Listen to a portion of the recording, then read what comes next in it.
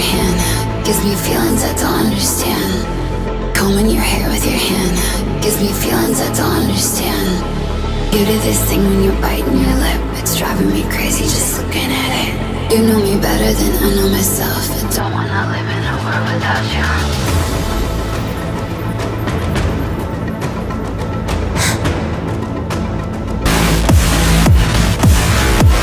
You do this thing when you're biting your lip, it's driving me crazy just looking at it. You know me better than I know myself. I don't wanna live in a world without you. World without you. What the fuck is calling me?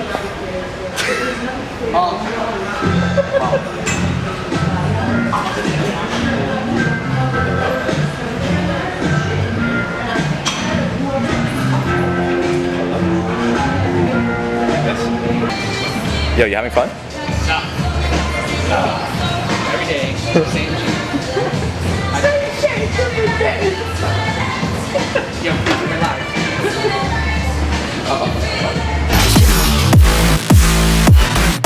Driving me crazy just looking at it. World without you.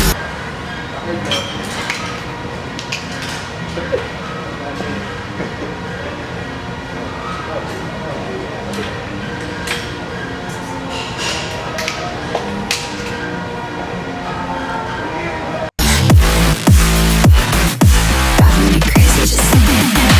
You do this thing when you're biting your lip. World without you. Driving me crazy just looking at it.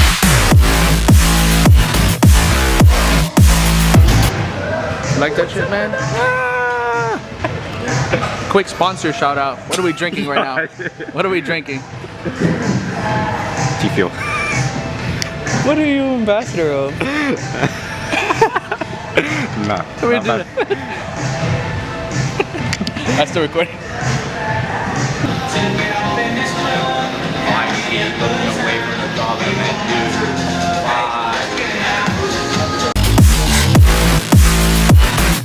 Driving me crazy just looking at it.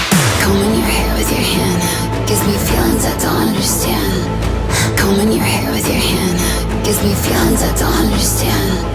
You do this thing when you're biting your lip, it's driving me crazy just looking at it. You know me better than I know myself. I don't wanna live in a world without you. You do this thing when I'm talking to you, like everything freezes and it's just two. You do this thing when I'm talking to you, like everything freezes and it's just two.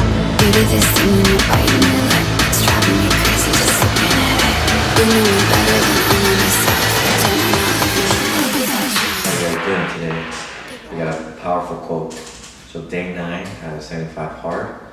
20 years from now, you'll be more disappointed by the things that you didn't do than by the ones you did do. So throw off the bowlines, sail away from the safe harbor, catch the trade winds in your sails, explore, dream, discover, by Mark Twain. For this one, it's a very powerful quote because inevitably we are going to get older, right? We are going to be in 70s, 80s, hopefully 70s, 80s, 90s, and you're going to look back, and hopefully you look back into your life and you lived a life with no regret, right? Because you don't want to be having a life that you just worked, right? Because you're going to be like, man, I wish I had spent more time with my family. I wish I traveled here, right? Like, no, like, actually go do it, right? It is easier said than done because of fear, right? Because we're scared, like, oh, what's gonna happen if I do this? Or what are people gonna think about me? But you know what? You have to live your truth, right? That's the way I understood the quote. Let me know in the comments how you understood it. Just live a life with no regret. It is a lot easier said than done. One-on-one, what is holding you back? Genuinely, what is holding you back? When I say these things, I'm not just talking to you, I'm also talking to myself as well. Get a paper and write it out. out, physically write it out, what's holding you back. And in that list, see what's in your control. Because if whatever you have in control, you better make sure you are dialed in. Because there's a lot of things in life you can't control, and you just have to roll with the punches. But the things that you actually can't control, you better make sure that you have a good grip. So for me, what's holding me back right now from living in Colorado, Colombia, Italy, is my degree, right? I have 2 years left in finishing my degree. I could have finished a lot earlier, around 2022. The reason why is because I flunked out. I was just partying and wasn't really caring about school, so they kicked me out. And then from there, it was like a year and a half I was lying to my parents that I was in school, and then telling them the truth later on. Like it took me, like I said, a year and a half, maybe 2 years to actually tell them the truth, that I wasn't in school. So it was definitely a big experience in my life. Without that experience, I wouldn't be who I am today. But with that, I've been in school for 2 semesters now. Just like I said, I got 2 years left. And for me, I definitely would regret in not finishing my degree, because the amount of time, effort, and money that has been put into me in finishing to school, which I am very thankful in having support of my family. But I would say I would have an even bigger regret if I never live in those 3 places and actually just go and travel. So for me, I do have a plan in the moment I finish my degree, go and live in those 3 places. It would realistically take me 2 years to do that, because I still have to get my master's, and I definitely do not plan in finishing my degree and then getting my master's right after. No, that's too much school, and I want to go live in other places, because by the time I get my degree, I'll probably be 26, maybe 27. So 2 years, like 6 months in Colorado, 6 months in Colombia, 6 months in Italy. That's just in theory, right? Because I never know if when I live in those places, I'm like, man, I want to live here longer, right? And also too, I don't know what I'm gonna fall in love with in these places, or who I fall in love with, because I might change my whole path compared to what my major is right now. So very lot of open areas, some places to evolve, right? So, but definitely not trying to live a life with no regret. And luckily, I have a plan. I'm not letting my mind create false realities, because if it was a picture perfect, right? I'll finish my degree, 2 years, like 26.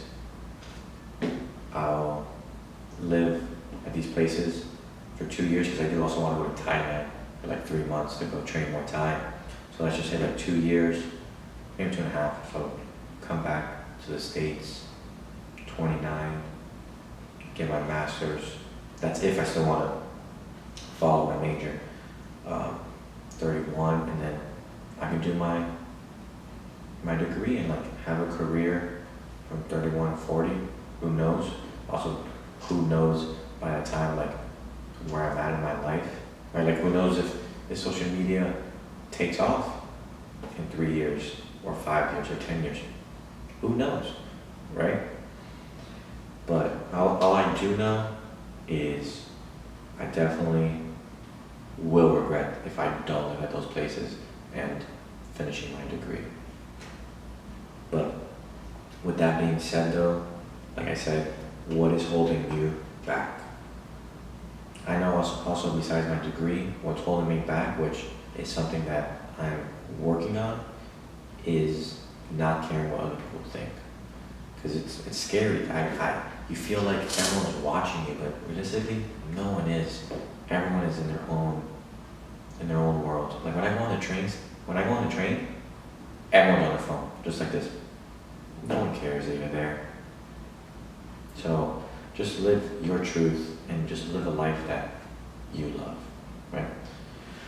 But another example with this quote, let's just say A and B. Let's say, example like asking a girl out, right? Or just talking to that girl. Let's say both people are nervous, right? This person, A, is like sees a girl and is like, oh, she's so pretty, da da da, but doesn't go up to her and doesn't talk to her. Now this guy is living, what if she was the one? What if this? Like, doesn't know.